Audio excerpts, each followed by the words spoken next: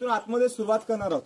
साहेब, किल्ला किती मोठा असू द्या पण गडाचा महत्वाचा भाग त्याला बाल्य किल्ला म्हणून ओळखलं जातं, कारण की जिथे महाराजांचं वास्तव्य, या किल्ल्याचं वास्तव्य, तर रायगडाच्या बाल्य किल्ल्यातून महाराष्ट्रातल्या 365 गड किल्ल्यांचं देखरेख आणि पाहणी इथूनच केली जात होती। म्हणजे सर्वात महत्वाचा बाल्य किल्ला इथे पाहायला भेटतो। इथून आपण ज्या पायऱ्या चढणार त्या जुन्या काळातल्या 32 पायऱ्या आहेत, त्या काळातले जे पालखी स्वार होते ना भोई समाजातले, धावत पालखी घेऊन आतमध्ये जायचे।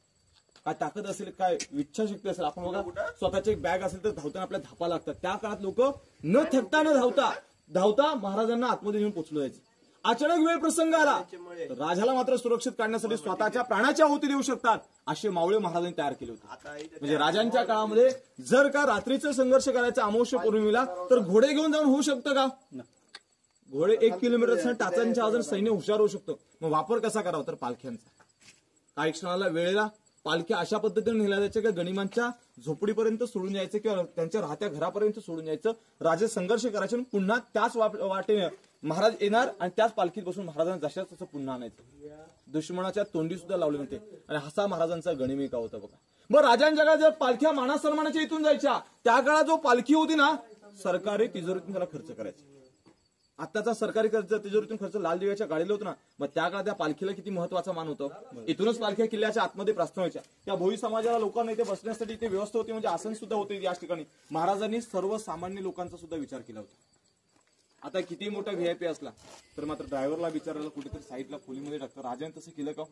राजांना 18 पगड जाती 12 बलुतेदार एकत्र करायचे होते, प्रत्येकावर विश्वास दर्शवायचा होता।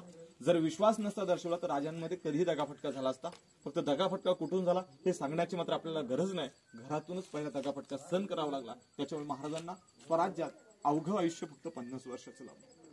कारण की त्या राजांचा इतिहास जितका ऐकावा, वाचावा, लिहावा तितका खूपच कमी प्रमाणात वाटतो। कारण की आपल्यामध्ये राजाबद्दल कुठेतरी आदर आहे म्हणून एवढ्या लांबून तुम्ही रायगडाची वारी करताय, पण थोडंसं कुठेतरी आपलं खटकतं की आपल्या राजांना एवढंच कसं काय आयुष्य लाभलं। कारण जर अजून 10 वर्ष असतं तर अजून मी सातत्याने ते सांगत असतो की या भारताचा आणि या जगाचा इतिहास वेगळा राहिला असता पाहायला मिळतो। समोर बघा आपल्या समोरच्या ठिकाणावरती चोरदिंडी आहे। महाराजांनी दुसरं सुद्धा नियोजन केलं होतं, जर शत्रूने समोरचे दरवाजे लॉक केले तर चोरदिंडीचा वापर करून महाराजांनी निसट्ट या उमण्याला चोरवाट म्हटलं जातं बघा। इथून आपण आतमध्ये प्रवास करूया आणि राणीचा महल पाहायला आतमध्ये प्रवास करणार आहोत। बोला छत्रपती श्री शिवाजी महाराज की जय।